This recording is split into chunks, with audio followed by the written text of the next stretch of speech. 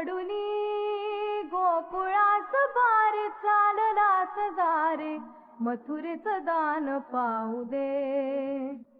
सोडूनी गोकुळास बार चाललास दारे मथुरेचं दान पाहू दे.